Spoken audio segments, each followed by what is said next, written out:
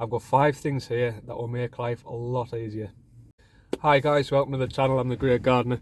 If you're new here, I'm a gardener, run my own gardening business. I'm just started on my journey really. I'm into my 2nd year now, and this channel is all about my journey. So I like to document things that have happened, little stories, show you things, bits and pieces as well, and a lot more. So these 5 things are things that I've learned. A couple of them I've learned quickly, and I'm just passing on kind of, I wouldn't quite call it wisdom, but 5 things which are just going to make your day-to-day sort of, activities a hell of a lot easier. So those of you who've been gardening a long time, and I know there's a lot of people who watch these videos who are really experienced, I imagine you'll be doing these anyway. Feel free to keep watching. I hope you do. Obviously, you might just have a little laugh at me on, some of the things that took me a little bit of time to do. But anyway, this is going to be a countdown, so we're going to go from 5 to 1, with 1 being the most important. So do stick around, and I hope you just get something out of this video. So number 5, this is something that I didn't do from the start, and it kind of just occurred to us one day that it might be better to start quoting like this. So, well, I'll give you a little bonus one here. So what I do now and what I didn't do is quote after the event. So I'll message or ring the customer a day or 2 after, just to give myself a little bit of thinking time, rather than rushing with a price. You're there in the moment trying to think of a million things, and you're under a bit of pressure.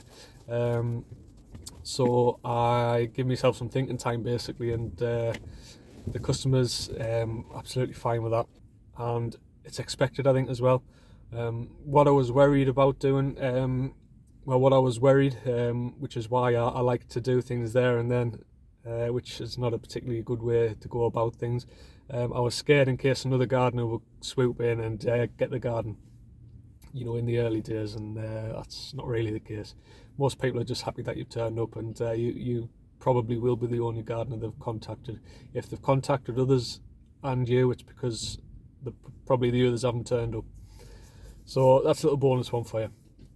But what I do when I price jobs, when waste is involved, I'll just give a separate price for waste. That's to not put the customer off with the total price. Some customers might be happy for you to do the job, and then they would take care of the waste. So it's not a massive thing, this, but it just adds a little bit more flexibility to your pricing and to how you go about doing things, and just gives another option to the customer. And I know for a fact I've got jobs like that by doing it that way. So not rocket science, but something that definitely does help. So number 4, and my God, I wish I'd done this at the beginning, and I've only just done it.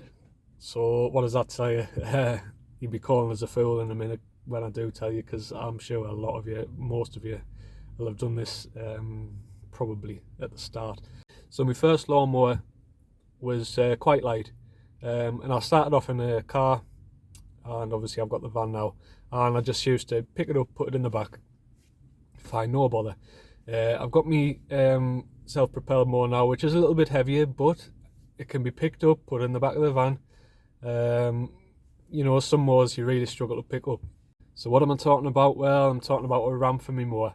So this is something that's always been on my list to do, but I kept putting it down the list and prioritising other things. There's always stuff to do in the house, with the family or the allotment or other things with the business, and but yeah, my God, I should have just done it straight away. The more you go on with this job, for me and probably a lot of other people, you get lots of niggles. I mean, I'm having a little bit of bother with my back, and it's probably due to the fact that you're getting your mower in and out the van multiple times a day. Now I can pick this mower up, it's not the heaviest thing in the world, but it's less strain on your body, in it. So the more you can kind of look after yourself, and I'm learning this. I've been a bit sort of, well, I wouldn't say silly, but I could have done things a little bit better. you know, and I'm paying the price a little bit. I'm getting a lot of stiff backs and stuff and things like that, and obviously a ramp would have helped that no end. So yeah, don't mess about. Build yourself a ramp. This is the one I've got is just a cheap, you know, thing with offcuts from stuff that's lying around. Took us half an hour to do, and it just saves so much hassle. So number three is a big one, which I think I did from the off, to be fair. I think a couple of other people had mentioned this in videos, and it's for me it's so important, and it cuts out a lot of grey areas and it cuts out a lot of hassle, and that's itemizing everything you're going to do when you're quoting for a job, whether it's full-on garden tidy, loads of little bits, whatever you're going to do to that garden. Itemize each one in detail to the customer. So again, that way there's no grey areas. The customer knows exactly what they're paying for, and because basically they might be expecting you to do something that has been missed, or you think wasn't necessary, or it could be anything. And obviously that way they then the ball's in their court, and then they can say, well, actually I thought you were going to do this, I thought you were going to do that, all before the job's actually been done. You know, rather than the end when you've done a full day or a few hours and you're really happy with the job. Customer comes and has a look, you're expecting them to be absolutely over the moon, and they're like, wait, I thought you were going to do that. I thought, why haven't you done that? So this is a big one personally, and it saves a lot of aggro and hassle. So yeah, just itemize everything. So number two is a big time saver, and this is one where some of you might be saying, yeah, you're an idiot, you should have just got one of these straight away, why didn't you?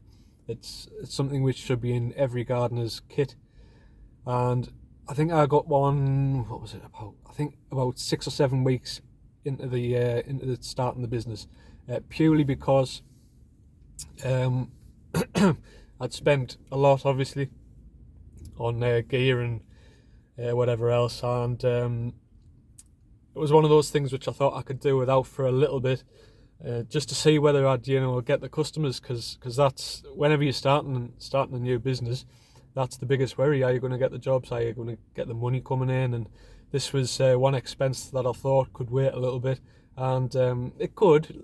Like, don't get us wrong, but when I bought it, it was, my God, such a time saver, and it gives us such a nice finish as well. So I'm talking about a blower, a leaf blower. So when you're doing the grass, the little grass clippings and stuff that get on paths and walkways and stuff, I was forever sweeping, and it used to knock 10-15 minutes off, I'd say, a lot of jobs. Just a quick blast of the blower gets rid of everything, all the dust, so say you might be I don't know, weeding the path or something like that, and you can sweep it up, and you get all the bigger bits, but the dust, it leaves such a nicer, crisp finish. Obviously you can use it for other things, but I found finish wise, just to finish off the job, it was obviously really good, and as I say, such a time saver. So if you can, if you've got the budget to do it, if you're confident, invest in one. It doesn't have to be a really expensive one. I mean, I could have gone with a cheaper one at the beginning. I paid, what did I pay? I can't honestly remember now, but it was a steel blower, leaf blower. There's obviously loads of makes and models out there, check them out. But I would strongly advise, if you're serious about your gardening business and want to start off in the right way, and save time, be efficient and all that kind of thing, I'd definitely invest in a leaf blower. So number one, and I've touched upon this, I've talked about this before, and I used to get a lot of grief when I used to post my grass cutting videos and that. Now, I started off with a 60 quid second-hand Champion Briggs & Stratton mower, and it's still my spare. It hasn't been used for a few months, but it's still my spare, and I loved it. Push mower though. I'd never used a self-propelled one. I knew everyone used them, if they're a commercial gardener, and I knew my next one would be a commercial self-propelled one. But I wish I'd started off with a self-propelled one.